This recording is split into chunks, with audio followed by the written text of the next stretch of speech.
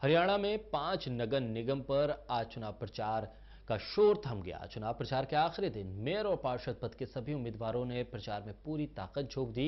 हरियाणा में 5 नगर निगम सीट पर चुनाव हो रहा है।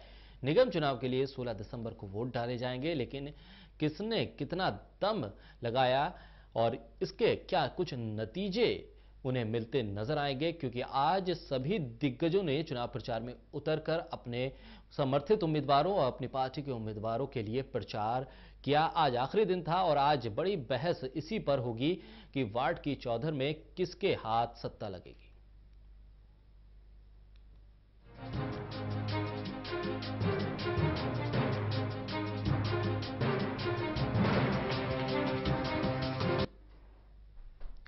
तो आज खास मेहमान हमारे साथ इस चर्चा में जुड़े हुए हैं। वहीं बाल मुकुंद शर्मा जी कांग्रेस के प्रवक्ता इस चर्चा में हमारे साथ जुड़े हैं। वहीं नीलम चौधरी भारतीय जनता पार्टी की तरफ से हमारे साथ इस चर्चा में हैं। तो वहीं इंडियन नेशनल लोक दल की तरफ से हरफूल खान भाटी जी हमारे साथ इस चर्चा में हिस्सा ले रहे हैं। चर्चा को आगे बढ़ाएं उससे पहले नजर डाल लेते हैं कि आज जो चुनाव प्रचार थमा है, कहां कहां पर चुनाव प्रचार हुआ, क्योंकि सभी पार्टियों ने अपने समर्थित उम्मीदवारों, अपनी पार्टी के उम्मीदवारों के लिए जान झोंक दी। बीजेपी की तरफ से मुख्यमंत्री से लेकर मंत्री तक मैदान में रहे, तो वहीं कांग्रेस नेताओं ने भी अपने समर्थित उम्मीदवारों के लिए प्रचार किया।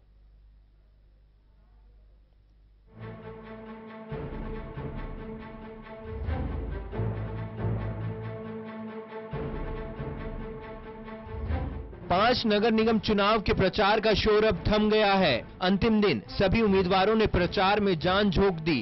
उम्मीदवारों ने ही नहीं बल्कि सभी पार्टियों के नेता भी अंतिम दिन मैदान में उतरे। बीजेपी की तरफ से मुख्यमंत्री से लेकर मंत्री और विधायकों ने प्रचार में जान झोंक दी। सीएम खट्टर ने बीजेपी उम्मीदवार के पक्ष में रैली कर पार्टी उम्मीदवारों के लिए वोट मांगा। इसके लिए सीएम ने सरकार के कामों को गिनाया। साथ ही कहा कि निगम में बीजेपी का मेयर चुनाव जीतता है तो स्थानीय स्तर पर भी विकास की बौछार होगी। अंतिम दिन बीजेपी की तरफ से दिल्ली बीजेपी अध्यक्ष मनोज तिवारी ने भी प्रचार की कमान संभाली। उन्होंने पूर्वांचल वोटरों को लुभाने की कोशिश की। वहीं विपक्षी दलों ने भी प्रचार के अंतिम दिन अपने उम्मीदवार के पक्ष में प्रचार के लिए कोई कोर कसर नहीं छोड़ी। विरोधियों ने सरकार की वोटरों के बीच नाकामियों को गिनाया। हालांकि अब प्रचार थम गया है। प्रचार खत्म होने के बाद सभी दल अपनी जीत का दावा कर रहे हैं। 16 दिसंबर को मतदाता अपने वोटों का इस्तेमाल करेंगे, जिसके बाद 19 दिसंबर को मतों की गिनती की जाएगी। अब 19 दिसंबर को ही पता चलेगा कि किस दल को जनता सिर माथे पर बिठाती है। Haryana desk, total news. शुरुआत करते हैं नीलम जी, सबसे पहले आपके पास आऊंगा। चुनाव प्रचार थम गया है, क्या लग रहा है आपको? आपके जो उम्मीदवार हैं वो जीत हासिल करेंगे या कड़ी टक्कर मिल रही है आपको? प्रचार थमा है क्योंकि संडे को फिर इलेक्शंस भी है जी। और हमारी जो है पूरी हमने अपनी ताकत इसमें झोंकी भी है, क्योंकि हमारे लिए नगर निगम के चुनाव बहुत इंपॉर्टेंट है। हम इसको बहुत सीरियसली लेते हैं क्योंकि एक छोटी सरकार के चुनाव है, शहरों में चुनाव है, तो ये अपने आप में एक मायने रखते हैं। दूसरा एक और चीज भी है कि नगर निगम के चुनाव, हमारी जो योजनाएं हमने शहरों के लिए काम किया है वो भी लोगों तक पहुंची है, उसका भी निर्णय जो है वो जनता के हाथों में है और वो डेफिनेटली हमें वोट करेगी। हम पूरी तरह से आश्वस्त हैं। और एक रीजन और भी है कि आप देखिए इन इलेक्शंस में विरोधी तो कहीं नजर ही नहीं आ रहे। जहां तक जो है कांग्रेस का सवाल है, उनके पास ना अपने कैंडिडेट है, ना अपना उनके पास चुनाव चिन्ह है। वो किसी न किसी कैंडिडेट को सपोर्ट ही कर रहे हैं और वो भी जिसको वो चाहते हैं उसको सपोर्ट कर रहे हैं। आप देखिए करनाल में क्या हाल है, जो वहां के कैंडिडेट है उसको कांग्रेस और इनेलो दोनों सपोर्ट कर रहे हैं, दोनों के पास अपने अलग अलग कैंडिडेट भी नहीं है। ऐसे ही रोहतक के जो कैंडिडेट हैं उनको हुड्डा जी कहीं पे सिर पे हाथ रखाते हैं। इसी तरह से हिसार में भी एक बड़ा अजीब सा कनेक्शन है। वहां की जो मेयर है कुलदीप बिश्नोई और जिंदल परिवार दोनों उसको सपोर्ट कर रहे हैं। तो ये नहीं पता चलता कांग्रेस परिवार है या परिवारों की पार्टी है। तो जो विपक्षी दलों में जो बिखराव है, जो बहुत नॉन सीरियसली इन इलेक्शंस को ले रहे हैं, कहीं वो पहचान अपनी बना भी नहीं पाए हैं, जड़ें भी नहीं जमा पाए हैं। लेकिन इवन देन भाजपा जो है वो अपने स्टेट से जितने भी कार्य किए गए हैं शहरों के लिए उनको सामने रखकर और अपना विजन सामने रखकर इन सारी नगर पालिकाओं के इलेक्शन को फेस कर रही है। हम पूरी तरह से तैयार हैं, हर तरह से तैयार हैं। तो पूरी पारदर्शिता जो है हमारी और जनता के बीच में रहती है और डेफिनेटली जनता हमें इसके लिए वोट भी करेगी। ठीक है बालमुकुंद जी, आप लोग नॉन सीरियस हैं इन चुनावों को लेकर, लेकिन आपके जो लोकल लीडर्स हैं वो किसी न किसी उम्मीदवार को समर्थन कर रहे हैं। हिसार में तो लगा कि पूरा कांग्रेस जो दल है पूरा हिसार का वो सब एक जगह आ गया और एक ही उम्मीदवार के समर्थन में, अलग अलग जगहों पे अलग अलग लोगों को समर्थन। आपके पार्टी के जो प्रदेश अध्यक्ष है वो कहते हैं ये हमारे कोई भी कांग्रेसी उम्मीदवार नहीं है। जो अलग अलग जिलों के जो कांग्रेस नेता कहते हैं कि हाँ ये कांग्रेस के उम्मीदवार हैं। तो सस्पेंस भी है और विपक्ष कह रहा है कि नॉन सीरियस है आप इन छोटे चुनावों को लेकर खास तौर पर। नहीं, देखिए जो हमारे प्रदेश अध्यक्ष डॉक्टर अशोक तंवर जी ने बोला है जी, वो बिल्कुल पार्टी लाइन है। बिल्कुल स्पष्ट बात है कि डॉक्टर अशोक तंवर जी ने और हम सब लोगों ने मिलकर के पार्टी से निवेदन किया था इस बार। जी, आपकी तवज्जो की चलती कहाँ है? कुछ तकनीकी समस्या आ गई नीलम जी, अभी आवाज वहां तक नहीं जा रही है। मैं आप ही से जानना चाहूंगा नीलम जी कि जिस तरह से हिसार में हम देख रहे हैं कि पूरा कांग्रेस के अलग अलग जो थे खेमे वो सब एक साथ आ गए, तो ये आपके लिए चुनौती नहीं होगा? क्योंकि विपक्ष जब बिखरा होता है तो जाहिर सी बात है एक बड़ी पार्टी जो सत्ताधारी है उसे फायदा होता है, और जब विपक्ष एक साथ आ जाता है, वो तमाम खेमे एक साथ आ जाते हैं, तो कहीं ना कहीं नुकसान तो होता है, फाइट तो टफ हो जाती है। जी देखिए, एक अच्छा विपक्ष किसी भी सरकार के लिए भी अच्छा होता है क्योंकि वो उस पर अच्छे से नजर रखता है। एक मजबूत विपक्ष होना चाहिए। पर हरियाणा में क्या है कि कांग्रेस तो कांग्रेस और इनेलो में भी जो है एक सीएमशिप के लिए दावेदारी रहती है। वो स्थानीय निकाय के जो चुनाव है उनको सीरियसली नहीं लेते, उससे कोई मतलब नहीं रखते, ना उनका जनता से सरोकार है। हाँ, सीएम सबको बनना है। अब जैसे हिसार में ही है, आप देखिए एक मेयर के पद को कितने परिवार, पूरी कांग्रेस पार्टी नहीं, कुलदीप बिश्नोई का परिवार, जिंदल का परिवार, वो जाके उसके सिर के ऊपर हाथ रख रहे हैं। तो और जहां तक कि अभी तंवर जी की बात कर रहे हैं, तंवर जी की चलती कहाँ है? वो तो कहते हैं हम सिंबल पे इलेक्शन लड़ेंगे। 1 दिसंबर को मना कर दिया कि नहीं, हुड्डा जी की चली कि नहीं इस सिंबल पे इलेक्शन नहीं लड़ेंगे, लेकिन तंवर जी फिर भी कहते रहे कि वो राहुल गांधी से मिलेंगे और सिंबल पे लड़ने के लिए कहेंगे। तो जो तंवर जी का है, उनका एक हैसियत जो अध्यक्ष होने के बावजूद भी उनकी कांग्रेस में सुनवाई नहीं होती। हुड्डा जी का खुद नहीं पता कि वो उनकी कहां पे चलती है कहां पे नहीं चलती है, उन्होंने तो तंवर को पिटवा भी दिया था। अब कांग्रेस की हालत अपने अंदर बहुत बुरी है, वो आपस में लड़ रहे हैं। यही हाल इनेलो का भी है, उसमें जो अभय ग्रुप है और जो दुष्यंत ने भी अपनी पार्टी बने, उनका भी आपस में कंपटीशन है। उन्हें एक दूसरे से सुपीरियर दिखाना है। जनता के साथ उसके हितों के लिए कोई भी नहीं खड़ा है। तो ऐसे में भारतीय जनता पार्टी की जिम्मेदारी और भी ज्यादा बढ़ जाती है, और इसलिए जो है हम अपने एक विजन डॉक्यूमेंट के साथ सबके सामने आए हैं और उसी के आधार पर हम काम करें। ठीक है बालमुकुंद जी,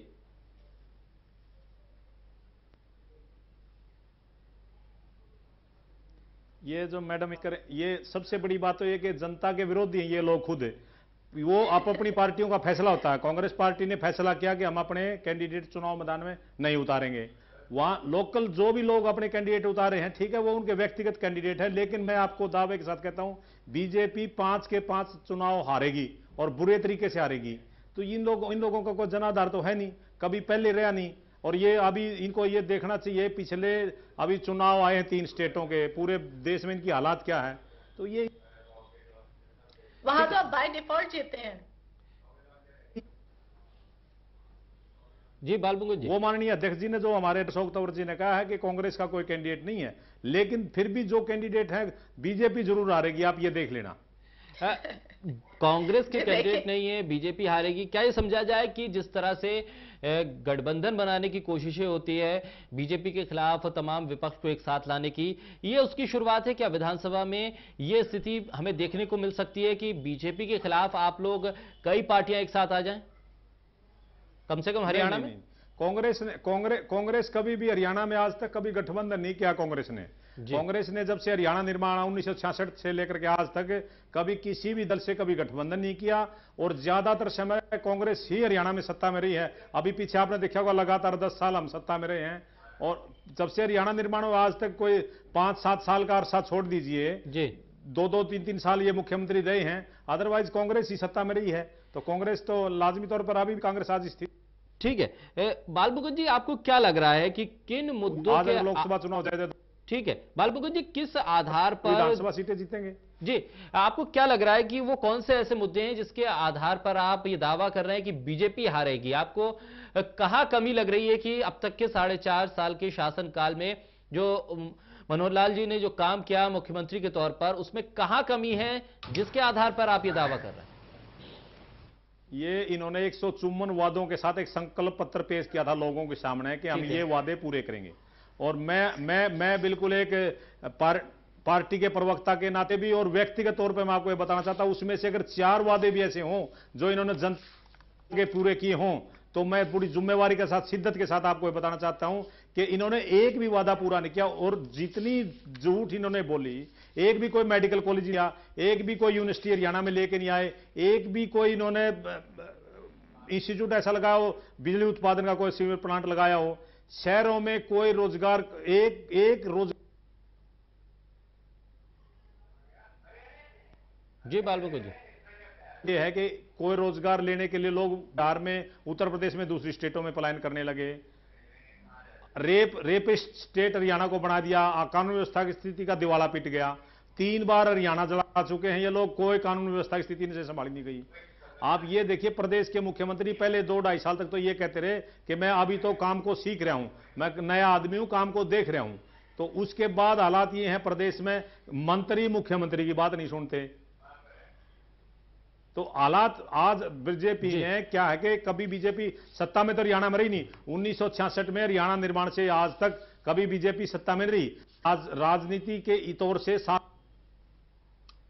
चलिए ठीक है आए हैं, और उसके बाद देखो लो हरियाणा में क्या हाल हुआ है। हरियाणा कभी इस तरीके से नहीं जला जैसे इनके राज्य में जला है। तो लोगों को बड़ा गुस्सा है इनके टीवी पे माध्यम पे। मैंने खुद देखा, लोग चप्पल निकाल कर पीछे पड़ रहे और कह रहे हैं अभी तो मंत्री को आने दो, मनीष ग्रोवर को। ये इस तरीके की वीडियोस तो वायरल हुई है, यूट्यूब पे भी, आपके चैनल पे भी आई है। तो इनके खिलाफ बड़ा गुस्सा। हेलो ठीक है नीलम जी, किस तरह से अब इसका रिस्पॉन्ड करेंगी? क्योंकि आप और खुद मुख्यमंत्री ने आज जो हिसार में रैली की, अपने जो उन्होंने काम किए उसका हवाला दिया बार बार, और विपक्ष कह रहा है कि आपने जो वादे किए थे वो एक भी पूरे नहीं हुए। आखिर किस आधार पर मुख्यमंत्री उन तमाम कामों को गिनवा रहे हैं? क्योंकि विपक्ष का दावा तो यह है कि आपने काम ही नहीं किया है। जी, वही तो मैं कह रही। अभी देखिए, नगर पालिका के इलेक्शंस हैं और अभी जो कांग्रेस के प्रवक्ता ने नगर पालिका से रिलेटेड एक भी बात नहीं की, क्योंकि उनको, मैंने कहा ना, वो एक बहुत नॉन सीरियसली ले रहे हैं। उनको जनता के हितों से कोई मतलब ही नहीं है। अभी जैसे कुछ ही चीजें अगर हम लें, इवन इन्हीं अगर हम एमसीज की बात करें जिनमें अभी इलेक्शंस पेंडिंग है तो होने हैं, तो पानीपत में हमने 49 जो कॉलोनीज है वो वैध की हैं, करनाल में 35 फर्स्ट में, और फिर दूसरी 10, रोहतक में हमने 99 कॉलोनियों को वैध किया है, यमुनानगर में 42 और 34, और इसी तरह से हिसार में भी। तो और इनके अलावा एक और जो बड़ा हमने काम शुरू किया है कि हमने हरियाणा की डिस्ट्रिक्ट्स को 6 क्लस्टर में डिवाइड किया है, जिसमें कि हम बड़े बड़े कचरा प्लांट सॉलिड वेस्ट से और उसे एनर्जी प्रोड्यूस करने के लिए लगाएंगे, जो कि शहरों के शहरीकरण में जो उसको मॉडर्नाइजेशन में बहुत अच्छा होना जरूरी है। एक और इम्पोर्टेंट काम किया गया था कि जो वेंडर्स हैं, हमारे स्ट्रीट वेंडर्स हैं, उनके रजिस्ट्रेशन का, उनके लाइसेंस देने का काम ऑलमोस्ट पूरा हो गया है। तो हमारे जो स्ट्रीट वेंडर्स हैं छोटे, उनको भी सही जगह मिलेगी और उसी जगह पे वो अपना काम भी कर सकते हैं। और इवन जो मंडी टाउनशिप थी, 29 मंडी टाउनशिप, उनकी जो संपदाएं थी वो हमने लेके अब उनको जो सारा काम है वो एमसीज के अंडर कर दिया गया है। तो जो इसी तरह से हमने बहुत सारे अमृत योजना के तहत जो ड्रेनेज और सीवरेज है उसकी जो लाइनें बिछानी शुरू कर दिया। हमारा पास हर डिस्ट्रिक्ट का अपना एक प्रोग्राम है कि किस पर कितना काम होगा। तो इन जो 5 डिस्ट्रिक्ट्स हैं, इन सब में ये काम शुरू हो चुका है। इवन करनाल में तो 45 किलोमीटर की लाइन भी बिछाई जा चुकी है। तो जो हमारा जो एक एमसीज में, सिटीज में जो ड्रिंकिंग वाटर सप्लाई करना, सीवरेज और ड्रेनेज का जो सिस्टम है उसको दुरुस्त करना, पहले वाले को मॉडर्नाइज करना बड़ा मुश्किल काम होता है, लेकिन वो हमने करना है। तो उसके टेंडर्स भी पास कर दिए जा चुके हैं। तो जो शहरों की समस्याएं हैं उनको टारगेट करना है नगर निगम के इलेक्शंस में। ठीक है। और इन इश्यूज को लेके जो अपोजिशन है वो कहीं भी नजर नहीं आता। ठीक है। भाटी जी, मैं आपके पास आऊं कि क्योंकि जिस तरह से आप लोगों का ये एक इशू भी था कि एनहेंसमेंट को लेकर आप बीजेपी पर निशाना साध रहे थे, लेकिन आज जो हिसार में रैली हुई उसमें मुख्यमंत्री ने एनहेंसमेंट को लेकर भी जवाब दिया और उन्होंने कहा कि बहुत हद तक हमने चीजों को दुरुस्त किया है। ऐसे में अब इंडियन नेशनल लोकदल कितनी संभावना तलाश रहा है इन 5 सीटों पर, खासतौर पर मेयर के चुनावों में? सबसे पहले तो मैं सबको नमस्कार करता हूं, सलाम करता हूं जी। तो मेयर के चुनाव 5 जिलों में, उन मेयर के चुनाव में इंडियन नेशनल लोकदल पार्टी और बहुजन समाज पार्टी संयुक्त रूप से सारा प्रचार कर रही है, अपने कैंडिडेटों को करने में मीटिंगें कर रही हैं और भारी संख्या में लोगों ने हमारे को आकर आश्वासन दिया है कि हम सारे के सारे Indian national Lokdal Bahujan Samaj party को अपने कैंडिडेटों को वोट डालेंगे और हमने उम्मीद है कि हम भारी मतों से जीतेंगे। जहां तक बात है, ये बहन जी कह रही है कि भाई हमने तो बहुत विकास कराया है। मैं हिसार की बात बताता हूँ। 800 करोड़ रुपए इन्होंने कहा कि भाई हमने यहाँ पर लगा दिया है हिसार में, लेकिन धरातल पर कुछ भी दिखाई नहीं देता, कुछ भी लगाया हुआ दिखाई नहीं देता। वो कहाँ गया है, कहाँ लगा है, ये इन्होंने पता है। हाँ, इससे आगे आ जाओ और दूसरे जितने विकास की बात है, बीजेपी सरकार ने विकास के काम होते तो हिंदुस्तान सदर पर ही दिखा दिए। जात और धर्म के से अलग ये निकले नहीं है। जाति को तोड़ना, जातियों को लड़ाना, धर्म के नाम पर एक दूसरे को लड़ाना, यही सामाजिक ढांचे को तोड़ना, ये बीजेपी का एक मुख्य मुद्दा रहा आज तक। और जिसके कारण से ये 500 स्टेटों में जी अब हार का मुंह देखना पड़ा है। हालांकि वहां पर कांग्रेस का कोई ज्यादा प्रदर्शन बढ़िया नहीं था, लेकिन इनकी खामियों के कारण से वो 500 स्टेटें आ रही हैं और उन स्टेटों में हारने के कारण से आज सारे हरियाणा में 500 मेयर की जो सीटें हैं, मेयर के लिए इनको दुख हो रही है और ये सोचते हैं कि हारेंगे यहां पर भी। और उसके लिए सीएम साहब और दूसरे जितने मंत्री हैं और दूसरे जितने भी पदाधिकारी हैं, सारे के सारे इधर उधर के बुखलाहट में पता नहीं क्या क्या बात कर रहे हैं। और इनास की जहां तक बात है, इनास वाली बात तो ये कई बार कह चुके हैं कि हम समाधान करेंगे, लेकिन आज तक समाधान नहीं किया। और सेक्टरों के जितने लोग हैं उन्होंने तो मारपीट भी की है। हमारे हिसार के जो विधायक है जी गुप्ता जी के साथ मारपीट भी की और उन्होंने अपनी जान बड़ी मुश्किल से बताई थी। तो वहां पर तो आज भी उसी तरह से और सारा हरियाणा में इनासमेंट के ऊपर पूरी तरह से कोई भी इनके ऊपर विश्वास नहीं कर रहा। ये एक मिनट में कुछ कहते हैं सीएम साहब और दूसरी मिनट में उसको बात को बदल देते हैं। रोडवेज का शासन समझौता किया वो बदल दिया, फिर दूसरे कर्मचारियों के साथ समझौता किया वो बदल दिया। इन्होंने मिनिमम प्राइस रेट देने की बात कही तो उनको कोई भी ऐसा नहीं हुआ कि वो खरीदी पूरी कर सके। तो स्वामीनाथन रिपोर्ट लागू करने की बात की, वो नहीं लागू हुई। इनका कोई भी विश्वास नहीं करता, कोई भी किसी तरह से जनता में अविश्वास पैदा हो चुका है। और ये एक बार काट की अंडी चढ़ी थी, वो काट की अंडी बार बार नहीं चढ़ेगी। ये जो भारतीय जनता पार्टी है इसका तो सफाया होना ही होना है। भट्टी जी, आज 2 बड़ी मेयरों की सीटों से जी जहां तक है कांग्रेस का सवाल, जी कांग्रेस ने भी अपना कोई प्रतिनिधि नहीं है। इनके 6-7 गुट आपस में लड़ रहे हैं। कभी उसको कहते हैं ये मेरा कैंडिडेट नहीं, कभी कहते हैं ये मेरा कैंडिडेट नहीं है और एक दूसरे को अरारे पर लगे हुए हैं। भट्टी जी, कैंडिडेट इनके पास पहुंचता है और कहता है कि मेरे क्या कसूर है, मैंने तो कांग्रेस वालों के साथ मिलकर ये चुनाव लड़ने का किया था। लेकिन वो कहते हैं हम क्या करें, हमारे गुटों में इतना भारी अंतर है कि एक दूसरे को लड़ाने में लग रहे हैं। हिसार की सुन लो जी, हिसार का जो कैंडिडेट है जी वो पहले इसमें भारतीय जनता पार्टी में था जी, दोपहर पहले तक उसको कोई टिकट नहीं मिला भारतीय जनता पार्टी का। जब वो टिकट नहीं मिला तो शाम में वो पहुंच गया छात्र जिंदल जी के पास, हमारी तो पूर्व विधायक भी रही है, मंत्री भी रही है, और इसी तरह से कुलदीप बिश्नोई जी के पास पहुंच गए और कहा कि मैं आपका कैंडिडेट बनना चाहता हूं। तो उन्होंने कैंडिडेट की जरूरत थी, उन्होंने कोई कैंडिडेट ही नहीं दिख रहा था, तो उन्होंने मिल गया कैंडिडेट कहा जी हम आपका सपोर्ट करेंगे। ठीक है भट्टी जी, शाम को तब साहब करने लगे। ठीक है बालमुकुंद जी, आप रिस्पॉन्ड करना चाहेंगे क्योंकि ये आरोप लगाया गया है इंडियन नेशनल लोकदल की तरफ से, आपके पास उम्मीदवार नहीं था, बीजेपी के उम्मीदवार को रातों रात आपने अपना उम्मीदवार बना दिया। नहीं, कांग्रेस का कोई उम्मीदवार नहीं बनाया, मैं तो अभी भी इस बात पे कायम हूं, कांग्रेस का कोई उम्मीदवार नहीं है। मैं पहले भी आपके चैनल पे बोल चुका हूं। मैं पहले तो एक बार इन्हीं का जवाब देना चाहता हूं, मैडम जी ने जो दो तीन बात की हैं। ठीक है। एक भी सीवरेज ट्रीटमेंट प्लांट इन पांच निगम के चुनाव हुए हैं, एक भी आज तक कोई ट्रीटमेंट प्लांट इन्होंने नहीं लगाया। ये कह रहे हैं कि हम कर देंगे, 4.5 साल के बाद भी ये कह रहे हैं कि हम कर देंगे। आप देखिए, ये तो आपके चैनल पे ही बोल रही हैं 4.5 साल में कर देंगे। करनाल को स्मार्ट सिटी इन्होंने घोषित करवाया था, जिस तरीके से बड़े बड़े दावे करे थे, आज तक वहां 100 रुपए नहीं लगे स्मार्ट सिटी के नाम पे। तो 4.5 साल हो गए, जाने का इनका समय आ गया। और मैं अनाउंसमेंट के नाम पे बिल्कुल मिसगाइड कर रहे हैं, कोई इन्होंने पॉलिसी नहीं दी लोगों के। अभी पीछे पंचकुला में 10,000 से ज्यादा लोगों ने हुड्डा ऑफिस के सामने, जो हरियाणा शहरी विकास प्राधिकरण के ऑफिस के सामने 10,000 से ज्यादा लोगों ने प्रदर्शन किया था। हिसार में 25-30 हजार लोगों ने प्रदर्शन किया था। और मैं आपको एक चीज बताना चाहता हूं, ये दोनों ही प्रवक्ता बैठे हैं, ये इतने खुशनुमा माहौल अपने आप को क्रिएट कर रहे हैं। नोटा के बटन ज्यादा दबेंगे इनसे ज्यादा, इन लोगों से ज्यादा नोटा। और करनाल जो सीएम सिटी जिसको ये बोलते हैं, आप नोटा की संख्या देखना, Guinness book of world record में नाम आएगा हरियाणा का। ये नोटा दबेंगे, इनको पता लग जाएगा। आज आप ब्रेकिंग न्यूज बनाओ या फिर गिनती वाले दिन ब्रेकिंग न्यूज बना देना, नोटा के कितने बटन दबेंगे इनको जब पता लगेगा इनकी औकात क्या है। ठीक है, ब्रेक का वक्त हो रहा है। ब्रेक के बाद नीलम जी मैं आपके पास आऊंगा, क्योंकि इंडियन नेशनल लोकदल और कांग्रेस दोनों के जो आरोप है उसका जवाब आपसे लूंगा।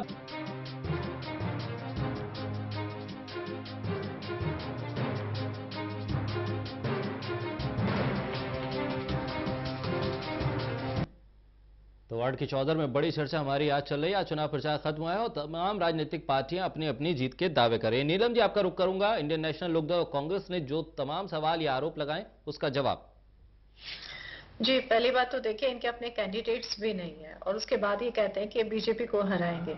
और दूसरी चीज जो है, हाँ, नोटा का इस्तेमाल इस बार जो है वो इसीलिए प्रोविजन रखा गया है एक फिक्शनल कैंडिडेट की तरह, कि अगर नोटा को सबसे ज्यादा वोट मिलते हैं तो वो जो सारे के सारे कैंडिडेट्स हैं वो डिस्क्वालीफाइड हो जाएंगे और दोबारा से इलेक्शंस होंगे। वो एक अच्छी ऑप्शन है। और पर उस अच्छी ऑप्शन का आप देखें इस्तेमाल, क्योंकि इनके पास तो कैंडिडेट ही नहीं है, ना तो इनके कैंडिडेट्स को वोट मिलने वाले हैं, तो ये तो पहले से ही निकल जाते हैं। तो जब आप कंपटीशन में ही कहीं नहीं खड़े हैं भाजपा के साथ, तो आप जीतने की दावेदारी कैसे कर सकते हैं? हाँ, ख्यालों में ये भाजपा को हराना जरूर चाहेंगे। हाँ, थोड़ा सा बाय डिफॉल्ट ये राजस्थान में जीत गए, मध्य प्रदेश में बहुत अच्छी टक्कर दिया, तो एक हवा में रहने की जो आदत है ना कांग्रेस को, ये लगता है कि उन्होंने बहुत बड़ी फतेह हासिल कर ली है। अब देखिए राजस्थान में सीएम के लिए किस तरह से मारामारी हो रही है, और हमारे हरियाणा में भी इनके 6 प्रोबेबल सीएम्स तो इनके पास हैं, 2 इनेलो और जो उससे जो पार्टी बनी है उसके 2 सीएम हैं। तो हमारे यहाँ हरियाणा में विपक्षी दल जनता की सेवा करने में यकीन नहीं करते, वो सिर्फ सबसे ऊपर वाली कुर्सी को चाहते हैं कि सीएम कौन बनेगा, मैं बनूंगा।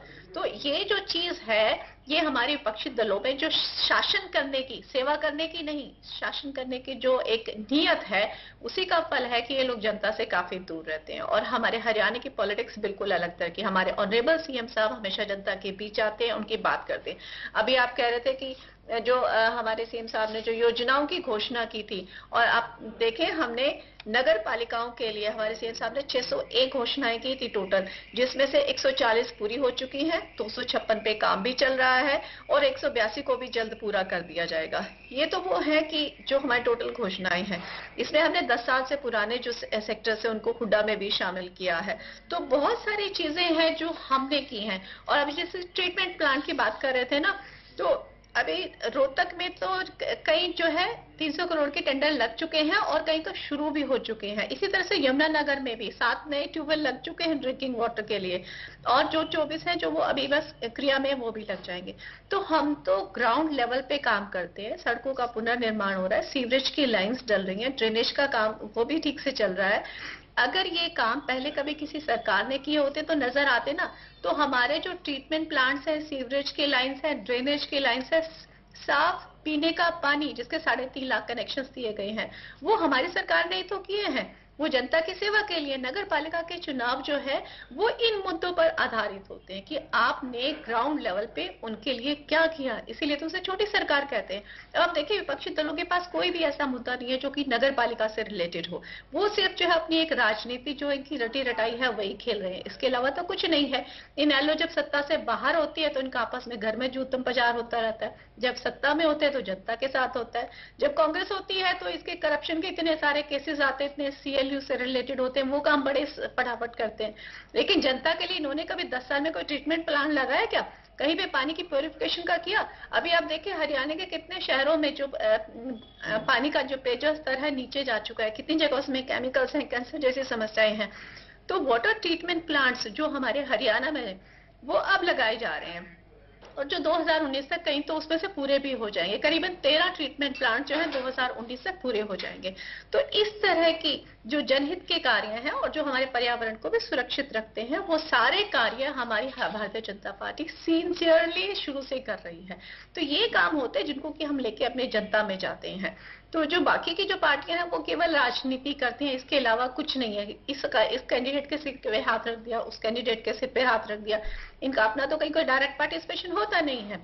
तो जब आपके पास अपने कैंडिडेट्स ही नहीं है तो आप क्या लड़ेंगे? हाँ, पे सेविंग अपना चेहरा छुपाने के लिए दूसरे मुद्दों की तरफ चले जाते हैं जिनका नगर पालिका से कोई लेना देना नहीं है।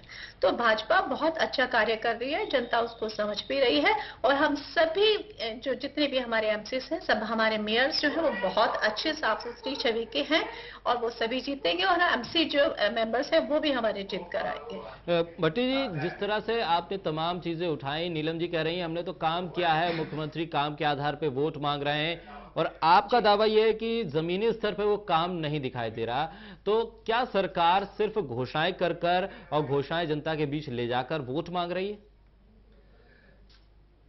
इसमें मैं ये कहना चाहता हूँ कि इंडियन नेशनल ये अपना भारतीय जनता पार्टी के जो आदर्श है मोदी साहब हैं, और CM भी अपना उन्हीं का फॉलो कर रहे हैं, और उसी आधार पर ये वोट मांगने की बात करते हैं। मोदी साहब ने जितनी घोषणाएं की थी, चाहे वो 15 लाख की बात थी, एक बार व्यक्ति को देंगे और स्वामीनाथन रिपोर्ट लागू करेंगे, दूसरी बातें थी, उन्होंने सारे के सारे फिर जब अमित शाह से पूछा था कि लागू तो नहीं करें, ये तो एक चुनावी जुमले थे, और उन्हीं जुमलों का जितना असर नीचे है वो आज भी उसी तरह से बरकरार है। मोदी जी ने GST लागू किया, मोदी जी ने नोटबंदी लागू की, जिसके कारण से आज सारे के सारे व्यापारी दुखी है और बेचैन है। आपके पास नगर पालिका चुनाव आज महंगाई इतनी है, कोई मुद्दे में बात नहीं है आपके पास। आम ग्राहक उसके पास नहीं जाता, व्यापारी अपना आसपास करे बैठा हुआ है। बहुत बड़ी हड़ताल हिंदुस्तान में हरियाणा में की गई थी, GST के खिलाफ भी और नोटबंदी के खिलाफ भी। अगर व्यापारी उनसे खुश होता तो कभी का उनके हड़ताल में नहीं शामिल होता और बंद नहीं होता।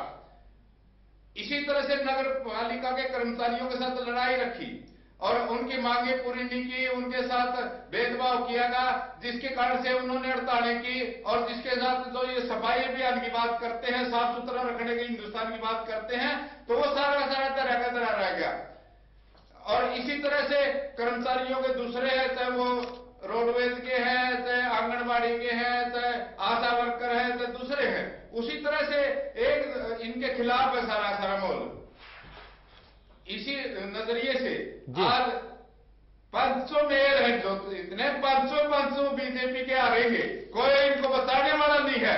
अब ये कोशिश कर रहे हैं किसी तरह से बचे, और ये बहन जी कह रही है अगर ये काम हो गया, ये करने लग रहे, ये पूरा हो जाएगा, ये कहते कहते तो 5 वर्ष गुजर गए, वो 5 साल पहले क्यों नहीं किया, और 4 साल में कुछ भी तो नहीं किया, अब 1 साल में क्या क्या करेंगे?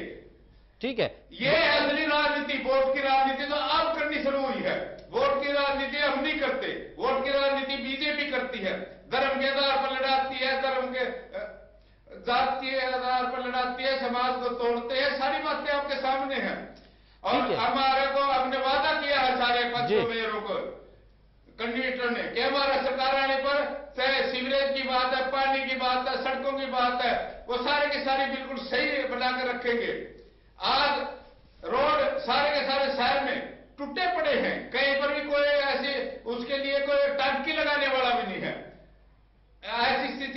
पे फैक्ट्री टूटी नजर आई है आपको? सीवरेज के गांव के जो गांव इसमें नगर निगम में आए हैं उनका विकास नहीं हो रहा, बल्कि उनसे टैक्स उगाया जा रहा है और वो टैक्स लेकर तो गांव वाले कहते हैं कि विकास तो हुआ नहीं, उससे पहले हमारे से टैक्स और उगाने लग गए हैं। प्रॉपर्टी टैक्स है, दूसरे टैक्स है, सारे के सारे देते हैं और गांव वाले एकदम से इनके खिलाफ है। ठीक है हरपुल जी, की बात आपके सामने आ रही है। ठीक है हरपुल जी, अपने दरवाजे पर वो लगा दिए, सेफ्टी लगाकर, ठीक है, स्टिकर लगा दिए कि हमारे से बीजेपी का कैंडिडेट कुंडा न खड़काए, हमारे से वोट न मांगे।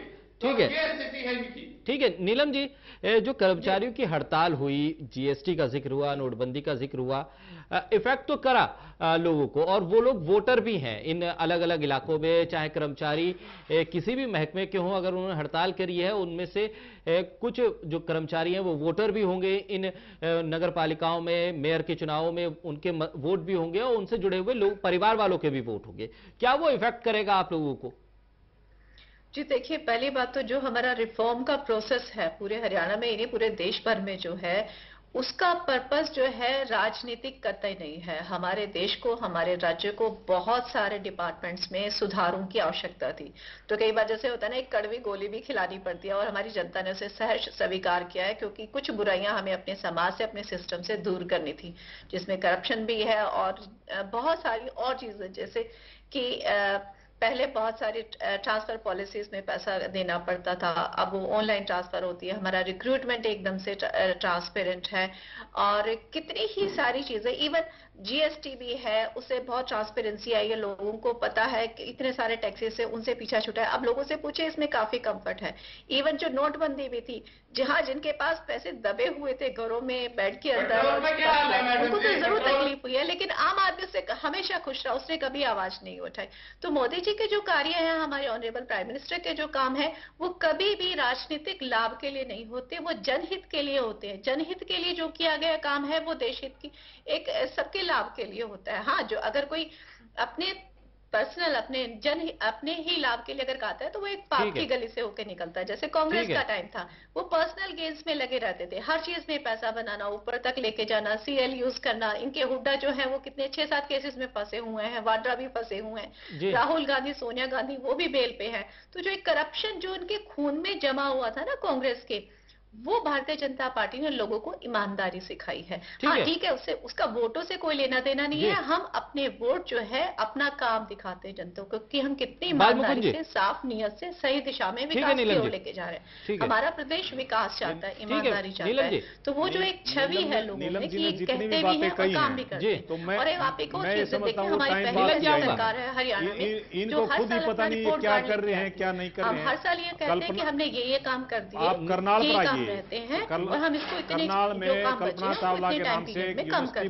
देंगे सारे काम को। इनकी सरकार आते ही ट्रांसपेरेंसी और एक विश्वास है लोगों में, जिस तरह की हमें मॉडर्न सरकार चाहिए, उस तरह की सरकार हमारे लोगों ने वहाँ पूरा विरोध किया। एक शहर के बीच में और इसमें आप देखिएगा बहुत बड़ी मेडिकल इस तरीके की संस्थान बनना था, उसको इन्होंने बिल्कुल खत्म कर दिया, उसका काम बंद कर दिया। लोगों में इतनी ज्यादा रोष था, प्रदर्शन किए लोगों ने, तो कोई जवाब नहीं दिया मुख्यमंत्री ने। और पिछले दिनों चर्चा चली पूरे हरियाणा में, राजनीतिक क्षेत्रों में चर्चा का बड़ा बल मिला कि मुख्यमंत्री करनाल को छोड़ करके दूसरा इलाका ढूंढ रहे हैं विधानसभा का। कभी वो पंचकुला ढूंढना चाहते हैं, कभी वो गुड़गांव जाना चाहते हैं। तो जब एक मुख्यमंत्री का जो इनको लीड कर रहा है, उनका ये हाल है कि वो अपनी करनाल कॉन्स्टिट्यूंसी को छोड़ करके दूसरी जगह कॉन्स्टिट्यूंसी ढूंढ रहे हैं, तो क्या होगा बीजेपी का निगम के चुनाव में? और ये जो निगम चुनाव की जहां तक बात करते हैं, अकेले यमुनानगर के कैंडिडेट को छोड़ करके, जो मिस्टर मदन इनके कैंडिडेट है, 4 कैंडिडेट तो उधार के हैं। एक महीना पहले इन्होंने पार्टी में ज्वाइन कराया और उनको कैंडिडेट बनाया है। 4 के 4 कैंडिडेट उधार के कैंडिडेट हैं। अकेला एक यमुनानगर कैंडिडेट इनका बीजेपी का कार्यकर्ता है। तो अपने कार्यकर्ताओं की इतनी देखी कि इन्होंने इतना गुस्सा कार्यकर्ताओं में, तो ये तो इनको पता। मैं तभी तो कहता हूं नोटा के बटन ज्यादा दबेंगे बीजेपी से, तो नोटा के बटन ज्यादा दबेंगे, ये आपके पास रिजल्ट आएगा। और मैं तो आपसे प्रार्थना करूंगा, आप बाद में इसको देखना, ये ब्रेकिंग न्यूज बनेगी। ये भारतीय जनता पार्टी के लोगों को अपनी औकात का तभी पता लगेगा तब नोटा के बटन ज्यादा दबेंगे। अब फिर ये क्या कहेंगे, जब अकेली ये अपने आप में मियां मिट्ठू बन रहे हैं, कोई काम तो कितने 4.5 साल में कुछ किया नहीं, अपनी बड़ाई आप करते हैं। आप देखिए क्या होता है, शासन की पद्धति क्या होती है। जब अगर आप लोगों की भलाई का काम करते हैं तो लोग मुख्यमंत्री को, मंत्रियों को बुला करके सम्मानित करते हैं। इनके साथ उल्टा हुआ है, इनके मंत्री या इनके जो बड़े नेता, चेयरमैन वगैरह, वो गांव में, इलाकों में जाते हैं, लोग चप्पल लेके खड़े हुए हैं। प्रजातंत्र में मैंने तो हरियाणा में तो कम से कम पहली बार देखा है, लोगों को बुलाते थे, मंत्रियों को, मुख्यमंत्री को, लोग माला लेके खड़े पाते। आपने देखा होगा पिछले 2-2.5 साल से हरियाणा में ये माला का रिवाज ही खत्म हो गया इन बीजेपी की मंत्रियों की वजह से। कोई आपको ये फूलों की माला लिए बीजेपी के लोगों के लिए कहीं नहीं मिलेगा जो पहले शासन में होता रहता। आप ये बात तो मैं आपको पुख्ता तौर पर कहता हूं, आप भी देखते होगे, आप मीडिया कवरेज करते होगे, आप भी काफी समय से लंबे देख रहे होगे, आपको कहीं दिखाई दिया है। और इस चुनाव में देख लो, ये जो आज लास्ट टाइम था, आप पिछली फोटो उठा के देख लो, एक भी आदमी माला लेके इनको हार पहनाने के लिए कहीं नहीं मिला होगा।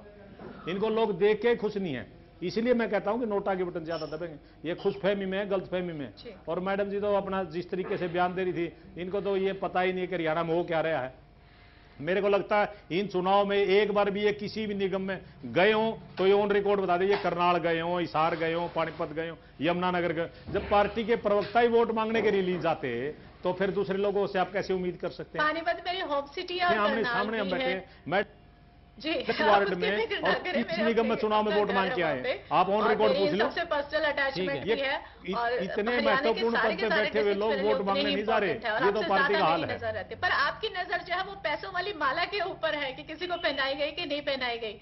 वो ट्रेंड खत्म हो चुका है। भारतीय जनता पार्टी ने वो जो करप्शन का एक सोर्स था वो खत्म कर दिया। आप उसकी फिक्र ना करें, जनता हमारे इन्हीं कामों को पसंद करती है। ठीक है भाटी साहब, मैं आपका रुख करूंगा। अब इंडियन नेशनल लोकदल किस तरह से अब आगे देख रहा है इन नतीजों को? आपका दावा है कि सभी सीटें आप जीतेंगे, लेकिन एक सीट करोड़ का तो प्लॉट लिया, ठीक है, अपना ऑफिस खोलने के लिए, और आपने राष्ट्रीय जो अपना कार्यालय बनाया 2000 करोड़ रुपए लगाए हैं। ये चीजें छुपी हुई नहीं, कांग्रेस शासन में रही है और कांग्रेस को शासन का अनुभव है। समय आने पर हम आपको बताएंगे जितना काला धन जिस तरीके से आपने नोटबंदी में किया है, ये अमित शाह के बैंक में एक दिन में 754 करोड़ रुपया आया, ये सर्वविदित चीजें हैं। आपको दिखाई नहीं देती क्या ये चीजें?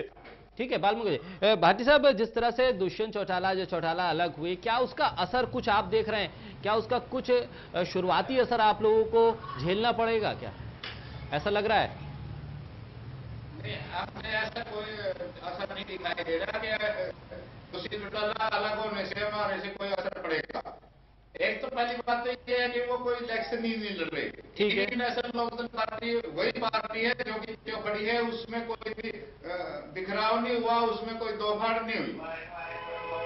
दुष्यंत जी ने और दूसरों ने अपनी पार्टी बनाई है, वो घरेलू कारण से वो कितनी कामयाब, वो कितनी नहीं होगी आने वाले वक्त बताएगा। आज तो उनका कोई कैंडिडेट भी नहीं है ना, और वो सारे के सारा जितना इंडियन नेशनल लोकदल पार्टी के साथ है और इंडियन नेशनल लोकदल पार्टी को वोट डालेगा इन 500 मेयरों में। अलग से कोई नहीं हमारा हुआ आज तक। ठीक है। दूसरा तो आज तक बात है इन भाइयों की जी, ये मैडम वाली तो बात यह पर करनाल में खुल जाएगी पोल। करनाल में मुख्यमंत्री का अपना विधानसभा का क्षेत्र है, वहीं से जीत के जाता, वहां की मेयर आ रहेगी। अच्छा, उसको रोक नहीं सकता। और आज वो जगह जगह ये देख रहे हैं कि कहां से हम जाए, कहां इलेक्शन लड़े। हाँ, ऐसी स्थिति आ रही है। ठीक है। यमुनानगर में ये स्थिति नहीं, वहीं इनेलो का बसपा कैंडिडेट हमारा जीत रहा है। ठीक है, इसी तरह से रोहतक से है और दूसरी जगह हमारे मुकाबले चल रहे हैं। तहसील है, पानीपत है बराबर में। हाँ, और सारा का सारा कोई भी ऐसी बात नहीं है। अगर इंडियन नेशनल लोकदल ये कहते थे ये तो गांवों की पार्टी है, आज ये रिजल्ट के बाद देखना ये गांवों की है शहरों की। इंडियन नेशनल लोकदल शहरों के गांवों की